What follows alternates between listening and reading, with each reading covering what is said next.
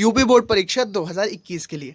लेकिन आप लोग ये बात ज़रूर ध्यान रखना कि जो 30% सिलेबस 2021 बोर्ड परीक्षा के लिए घटाया गया है उत्तर प्रदेश बोर्ड ने, तो उसको आप ज़रूर देख लीजिएगा। इसमें आप वो प्रश्न छोड़ दीजिएगा जो उस सिलेबस के अंतर्गत आते हैं, जो कि हट चुका है, ठीक है। लेकिन 70% सिलेबस जो कि अब आपके सिलेबस में है, आपका पाठ्यक्रम है 70%, उसके अकॉर्डिंग जो क्वेश्चन इस पेपर में हो उसको तैयार कर लेना, ठीक है। चलो देखते हैं। तो 70 नंबर का पेपर है, समय 3 घंटे 15 मिनट मिलता है। यहाँ पर आपको सब्जेक्ट कोड और यहाँ पर पेपर का कोड मिल जाता है। 2020 का फिजिक्स का पेपर। चलो यहाँ पर इंस्ट्रक्शन दिए हैं, सभी प्रश्न अनिवार्य हैं। प्रश्न के 5 खंड है, आ, बा, सा, दा और या।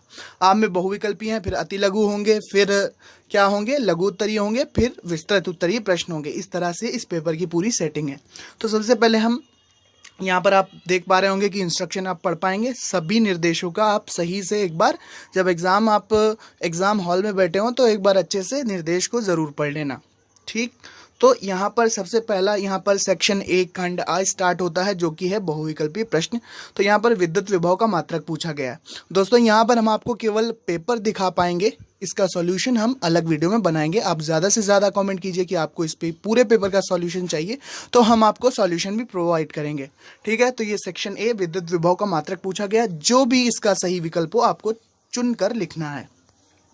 चलो आगे बढ़ते हैं। यहाँ पर देखिए ये बहुविकल्पी प्रश्न पूछे गए हैं। ये प्रश्न नंबर खा है, यदि एक कार्बन प्रतिरोधक का प्रतिरोध दिया हुआ है ओम है, तो इसके बाईं से दाईं ओर वर्णक्रम क्या होंगे। नेक्स्ट है गा वाला प्रश्न हम यहाँ पर देख सकते हैं, छोटा सा न्यूमेरिकल पूछा गया है। 10 ओम का प्रतिरोध है, 10 हेनरी स्व प्रेरकत्व की एक कुंडली 50 वोल्ट की एक बैटरी से जुड़ी है, कुंडली में संचित ऊर्जा आपसे पूछी गई है। छोटा सा न्यूमेरिकल है यहाँ पर। नेक्स्ट आप घाप देख सकते हैं, पूरा प्रश्न अच्छे से पढ़ लीजिए, स्क्रीनशॉट ले लीजिए। दोस्तों तैयारी आपने जितनी अच्छी की हो, लेकिन आपको मॉडल पेपर और प्रीवियस ईयर क्वेश्चन पेपर ज़रूर सॉल्व करना चाहिए, कम से कम 5 साल तक के, या 5 साल तक के जो ऐसे क्वेश्चंस आए हैं जो कि पेपर में छपते हैं, पेपर में आते हैं, ऐसे क्वेश्चंस आपको ज़रूर प्रैक्टिस करने चाहिए, तभी आपके बहुत ही अच्छे मार्क्स आएंगे। और पिछले 2 सालों में फिजिक्स का पेपर अच्छा खासा आया था, मतलब टफ लेवल तो नहीं कह सकते, लेकिन मॉडरेट लेवल का था, अच्छा पेपर था, सरल नहीं कह सकते उसको। लेकिन इस बार क्योंकि कोविड-19 की समस्या है तो कहा नहीं जा सकता, पेपर के सरल होने की संभावना है, पक्का सरल होगा ये भी नहीं कहा जा सकता, लेकिन पेपर सरल होने की संभावना है, ठीक है। तो यहाँ पर आप बहुविकल्पीय प्रश्न देख पाएंगे, सभी 4 तक यहाँ पर आपके 1-1 नंबर के सभी बहुविकल्पीय प्रश्न हैं, ये देख लीजिए, ठीक है। अब अति लघु उत्तरीय प्रश्नों पर चलते हैं। ये हमारे 2 बहुविकल्पीय प्रश्न इस तरह से थे। अब चलते हैं हम सेक्शन बी की तरफ। 1-1 नंबर के अति लघु उत्तरीय प्रश्न है। पहला प्रश्न है, विद्युत चुंबकीय तरंगों में चुंबकीय ऊर्जा का घनत्व का सूत्र लिखिए, फॉर्मूला पूछा गया है। खा प्रश्न है, आवेशों के मध्य लगने वाले विद्युत बल की सहायता से विद्युतशीलता एप्सिलॉन का विमीय समीकरण निकालिए। ये 2 1-1 नंबर के क्वेश्चन है। गा है कि परस्पर लंबवत लगे हुए विद्युत क्षेत्र एवं चुंबकीय क्षेत्र में एक इलेक्ट्रॉन बिना विक्षेपित हुए सीधी गति करता है। इलेक्ट्रॉन के वेग का सूत्र ई तथा बी के पदों में लिखिए। चुंबकीय क्षेत्र और विद्युत क्षेत्र के पदों में आपको लिखना है इलेक्ट्रॉन के वेग का सूत्र। दूसरा प्रश्न है हमारा कि ध्रुवण कोण का मान क्या होगा। दूसरा प्रश्न है, ध्रुवण कोण का मान क्या होगा जब आपतित अध्रुवित प्रकाश किरण √3 अपवर्तनांक वाले पदार्थ से परावर्तित होकर पूर्णतः ध्रुवित हो जाए। अगला प्रश्न देखिए, अगला प्रश्न क्या है कि हाइड्रोजन परमाणु की प्रथम कक्षा के इलेक्ट्रॉन की ऊर्जा -13.6 इलेक्ट्रॉन वोल्ट है। इसकी तीसरी कक्षा की ऊर्जा क्या होगी। 1 नंबर का न्यूमेरिकल है। लास्ट है प्रश्न इसमें, क्या प्रकाश के विवर्तन से क्या तात्पर्य है। प्रकाश का विवर्तन ये आपको बताना है। थ्योरेटिकल क्वेश्चन है, ये थ्योरी बेस्ड क्वेश्चन है। चलो आगे बढ़ते हैं। सेक्शन सी 2-2 नंबर के क्वेश्चन यहाँ पर स्टार्ट हो जाएंगे। पहला है थर्ड का वैद्युत द्विध्रुव आघूर्ण के द्विध्रुव की अक्ष में केंद्र से r दूरी पर वैद्युत विभव का व्यंजक लिखिए। इस वैद्युत द्विध्रुव को 90 डिग्री घुमा देने पर उसी बिंदु पर ये पूछा गया है। कठिन नहीं है, लेकिन आपके अगर बेसिक क्लियर होगा तो ही आप इसको अच्छे से कर पाएंगे। खा प्रश्न है, XY तल में 0.2 मीटर स्क्वायर पृष्ठ क्षेत्रफल की कुंडली से B चुंबकीय क्षेत्र का मान इतना दिया है। टेस्ला का बद्ध फ्लक्स ज्ञात कीजिए। फ्लक्स आपको निकालना है। अगला प्रश्न है कि एक रेडियो एक्टिव पदार्थ के नमूने का क्षय नियतांक लैम्ब्डा है, इसकी अर्धायु तथा औसत आयु का सूत्र लिखिए। अर्धायु और औसत आयु का आपको सूत्र लिखना है। अगला प्रश्न है, यहाँ पर दर्शाए गए गेट में y=1 प्राप्त करने के लिए a, b, c के मान लिखिए। ये गेट दिया हुआ है, y=1 प्राप्त करने के लिए आपको a, b और c के मान लिखने हैं। अगला अथवा प्रश्न, अथवा मिल जाता है इसमें। एंड गेट का लॉजिक प्रतीक तथा सत्यता सारणी बनाइए। एंड गेट का लॉजिक प्रतीक और सत्यता सारणी आपको लिख सकते हैं। अगर आपको ये ऊपर वाला क्वेश्चन नहीं आता या आप नहीं कर पाते हैं तो आपको ये भी आप कर सकते हैं, क्योंकि यहाँ पर अथवा में आपको एक विकल्प मिल जाता है। आगे बढ़ते हैं सेक्शन डी, खंड द। विद्युत परिपथ संबंधी किरचॉफ के नियमों को उदाहरण देकर स्पष्ट कीजिए। 3 नंबर का क्वेश्चन है, विद्युत परिपथ संबंधी किरचॉफ के नियमों को उदाहरण देकर स्पष्ट कीजिए। अगला प्रश्न देखिए इसी के खा प्रश्न क्या कहता है। खा प्रश्न कहता है, ये भी 3 नंबर का है, कि तांबे में मुक्त इलेक्ट्रॉन का घनत्व 8.5 × 10⁻28 मीटर माइनस क्यूब है, मीटर माइनस 3 है, मीटर क्यूब इनवर्स है, तो 20 सेंटीमीटर लंबाई तथा 1 सेंटीमीटर स्क्वायर अनुप्रस्थ परिक्षेत्र के तांबे के तार से होकर प्रवाहित धारा का मान ज्ञात कीजिए। तार से 4 वोल्ट की बैटरी जुड़ी है तथा तार में इलेक्ट्रॉनों की गतिशीलता 0.5 × 10⁻⁻6 मीटर। ये कठिन नहीं होते, बस ये बड़े लिखे होते हैं, तो इससे बिल्कुल आप परेशान मत होना। ये न्यूमेरिकल भी सरल होते हैं, बस इनकी लंबाई, क्योंकि पेपर में इस तरह से लिखे होते हैं, काफ़ी गैप दिया होता है। यहाँ पर आप देख रहे हैं कितना बड़ा गैप है, इसीलिए न्यूमेरिकल हमें काफ़ी लंबे लगते हैं। अगला प्रश्न है, चुंबकीय प्रवृत्ति तथा चुंबकशीलता से क्या तात्पर्य है। सापेक्ष चुंबकशीलता µr तथा चुंबकीय प्रवृत्ति chi m में संबंध स्थापित कीजिए। 3 नंबर का न्यूमेरिकल है, डेरिवेशन है, ये एक डेरिवेशन आपसे पूछा गया है। अगला प्रश्न क्या कहता है, 1 सेकेंड। अगला प्रश्न कहता है कि 12 सेंटीमीटर त्रिज्या की एक धारावाही वृत्ताकार पाश के केंद्र पर उत्पन्न चुंबकीय क्षेत्र B की तीव्रता 0.5 × 10⁻⁻4 टेस्ला है।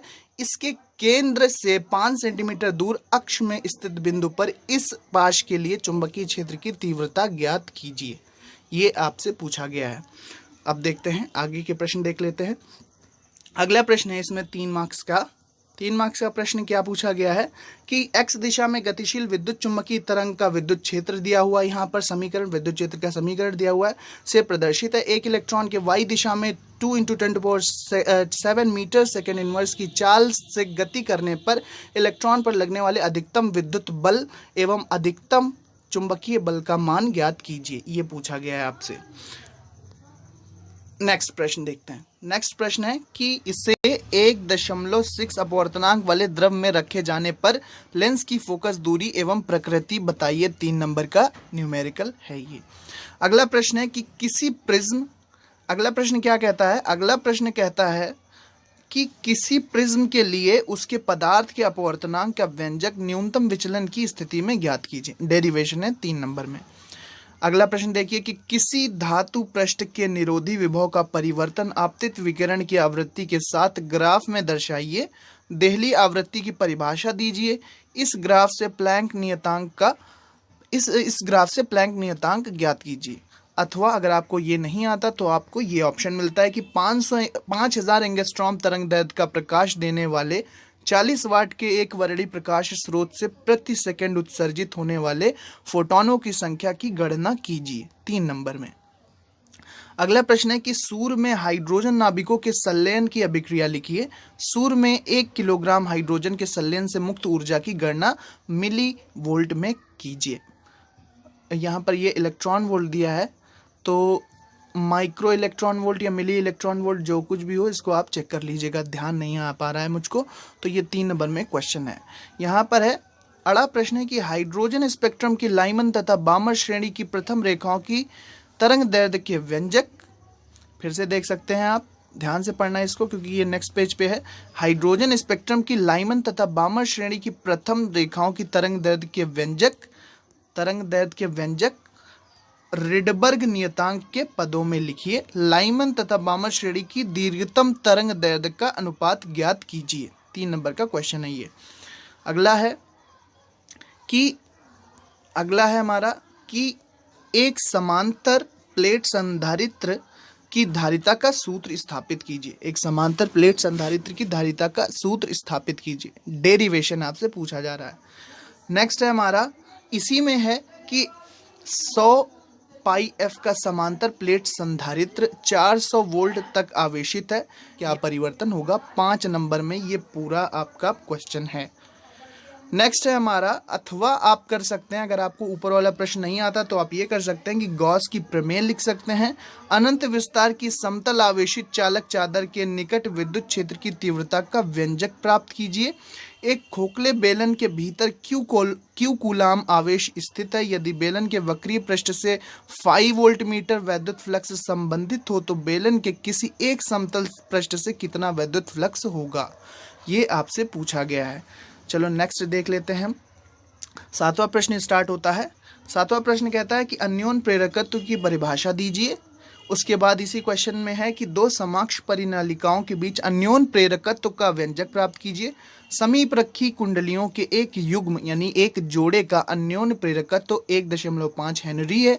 यदि एक कुंडली में 0.5 सेकंड में धारा 0 से 20 एम्पियर तक परिवर्तित होती है या है तो दूसरी कुंडली से बद्ध चुंबकीय फ्लक्स में परिवर्तन ज्ञात कीजिए। दूसरी कुंडली से संबंधित जो चुंबकीय फ्लक्स है उसमें क्या परिवर्तन होगा, ये आपको ज्ञात करना है। 5 नंबर में क्वेश्चन है। आप ऊपर वाला नहीं कर सकते, अथवा में आपको एक विकल्प मिलता है।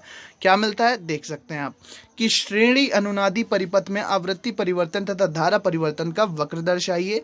एक रेडियो में 800 किलोहर्ट्ज से 1200 किलोहर्ट्ज तक आवृत्ति परास वाली रेडियो संचरण बैंड समस्वरित ट्यून्ड की गई है। यदि इसके परिपथ में स्वप्रेरकत्व 200 माइक्रो हेनरी का हो तो परिवर्ती धारिता वाले संधारित्र की धारिता। आप दूसरे तरह का प्रश्न भी कर सकते हैं। अगला प्रश्न कहता है 8वां प्रश्न की व्यतिकरण से क्या तात्पर्य है? एक व्यतिकारी पुंज के मार्ग में पतली पारदर्शक प्लेट रखने से किसी व्यतिकरण फ्रिंज के विस्थापन का व्यंजक लिखिए। यदि केंद्रीय फ्रिंज की तीव्रता I0 हो तो एक स्लिट को बंद करने पर इसके स्थान पर तीव्रता क्या होगी? अथवा आपको विकल्प मिल रहा है कि ध्रुवित प्रकाश के कंपन तल एवं ध्रुवण तल की परिभाषा दीजिए। ध्रुवित प्रकाश के कंपन तल एवं ध्रुवण तल की परिभाषा दीजिए। 2 पोलराइडों, उसी क्वेश्चन का पार्ट है ये जो पीछे था। 2 पोलराइडों P1 तथा P2 की अक्षें परस्पर लंबवत हैं। P1 पर आपतित अध्रुवित प्रकाश की तीव्रता I0 है। P1 तथा P2 के मध्य P3 को रखा गया है। P3 की अक्ष P1 की अक्ष से 45 डिग्री पर झुकी है। P2 से पारगमित प्रकाश की तीव्रता क्या होगी? 5 नंबर के क्वेश्चन है दोस्तों ये। अगला देखते हैं। प्रश्न नंबर 9 स्टार्ट हो गया है यहाँ पर। PN संधि डायोड का पूर्ण तरंग दृष्टकारी आरेख खींचिए तथा इसकी कार्यविधि का उल्लेख कीजिए। दिए गए परिपथ में दर्शाए गए दोनों संधि डायोडों में प्रत्येक का अग्र प्रतिरोध 50 ओम है तथा पश्च प्रतिरोध अनंत है। 200 ओम प्रतिरोध में प्रवाहित धारा ज्ञात कीजिए। ये आपको डायग्राम यहाँ पर दिया हुआ है। ठीक है, एक बार फिर से आप देख सकते हैं, इसको स्क्रीनशॉट भी ले सकते हैं कि 5 नंबर के क्वेश्चन कैसे आते हैं। अथवा में प्रश्न मिला है आपको, PNP तथा NPN ट्रांजिस्टरों के प्रतीक बनाइए। 2 लित्र के रूप में ट्रांजिस्टर का उपयोग परिपथ चित्र द्वारा स्पष्ट कीजिए। PNP तथा NPN क्या क्वेश्चन है देखते हैं। क्वेश्चन कह रहा है PNP तथा NPN ट्रांजिस्टरों के प्रतीक बनाइए। 2 लित्र के रूप में ट्रांजिस्टर का उपयोग परिपथ चित्र द्वारा स्पष्ट कीजिए। 5 नंबर का क्वेश्चन है। तो ये 9वां प्रश्न था हमारा। दोस्तों टोटल 9 प्रश्न थे और लास्ट के पेज पर आपको इस तरह से कुछ वैल्यूज दी होंगी, जैसे भौतिक नियतांक, जैसे प्रकाश की चाल, प्लैंक नियतांक की वैल्यू, रदरफोर्ड नियतांक की वैल्यू, एवोगैड्रो संख्या की वैल्यू। तो कहीं पर कैलकुलेशन में अगर आपको इनकी आवश्यकता पड़ती है तो आप पीछे देख सकते हैं। तो ये दोस्तों था हमारा पूरा वीडियो। उम्मीद करते हैं आपको समझ में आया हो।